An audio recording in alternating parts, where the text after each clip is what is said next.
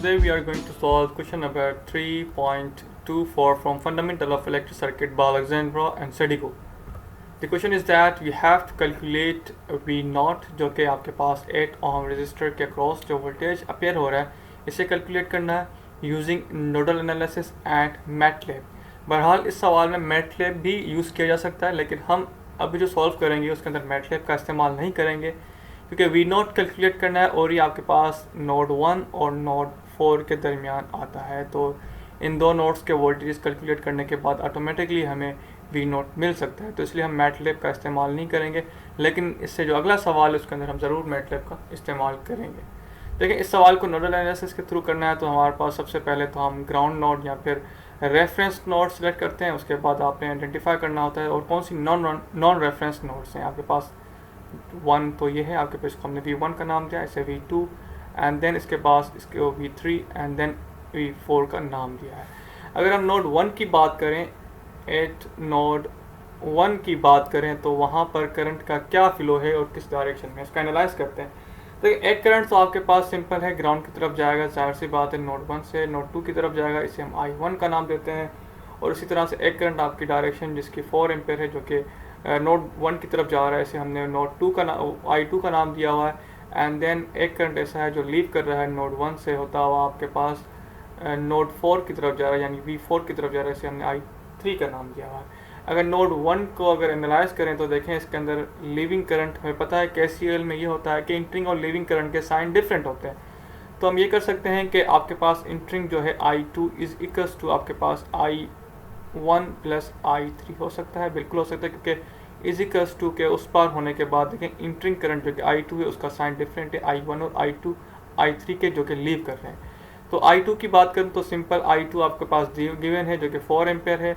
And then अगर मैं I1 की बात करूँ तो आपके पास V1 अपॉन 1 ओम है।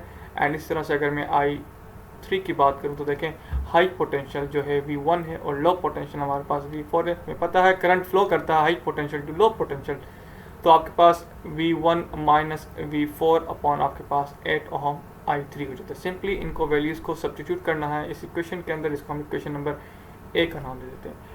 तो 4 एम्पेयर जो कि ऑलरेडी दिया हुआ है, उसके बाद हमने I1 की बात की थी, V1 अपॉन 1 हो जाता है। एंड देन उसके बाद I3 की बात करूँ तो V1 माइनस V4 अपॉन 8। जब इस इक्वेशन को हम मज़ीद सिंप्लीफाई करेंगे तो आपके पास एक इक्वेशन बनेगी जिसको कहते हैं 9V1 minus V4 is equals to 32। इसे हम इक्वेशन नंबर 1 का नाम दे देते हैं।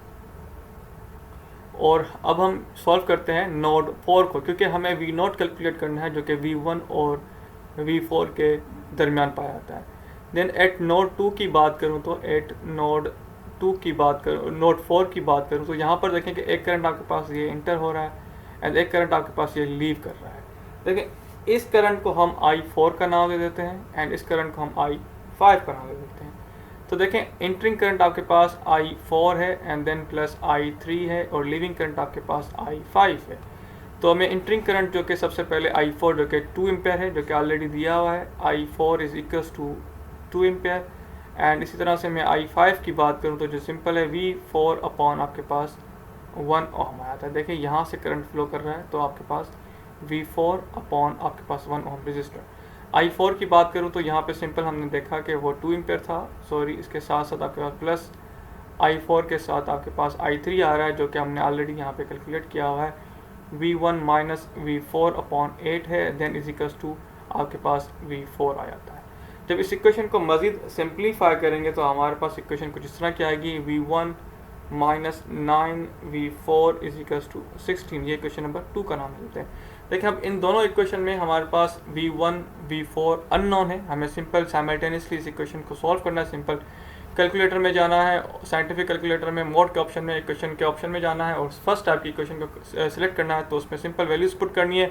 तो V1 आपके पास आ जाएगा तकरीबन 3.8 वोल्ट एंड देन उसके बाद V4 आपके पास आ जाता है इज इक्वल्स टू 2.2 वोल्ट। देखिए अब हमें क्या करना है, देखिए यहाँ पर देखें करंट यूँ फ्लो कर रहा है, तो यहाँ पर आपके पास V1 है, यहाँ पर V4 है, तो V0 किसके बराबर, देखें V0 इजिकल्स टू आपके पास आ जाएगा V1 माइनस V4। ये ऑलरेडी हमने पिछले कई सवालों में भी डिस्कस कर चुके हैं। अगर आप यहाँ पर केवीएल का इस्तेमाल करें वोल्टेज निकालने के लिए, V0 निकालने के लिए, तो देखें आप यहाँ पर V एंड देन उसके बाद आपके पास V4, यानी इन दोनों का सब्ट्रैक्शन V1 और V4 इजिकल्स टू आपके पास V0 के बराबर होता है।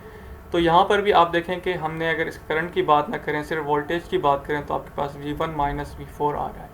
तो सिंपल आपने V0 की वैल्यूज़ पुट करनी है, तो आपके पास 3.8 माइनस 2.2, तो आपके पास आ जाता है V0 इजिकल्स टू 1.6 वोल्ट। मैं उम्मीद करता हूँ ये सवाल आपको बखूबी समझ में आया होगा। अगर कोई भी सवाल आपके माइंड में आता है इस सवाल के हवाले से, ज़रूर कमेंट बॉक्स में कमेंट करें, उसका आंसर आपको दे दिया जाएगा। लाइक करें, शेयर करें और सब्सक्राइब करना मत भूलिएगा।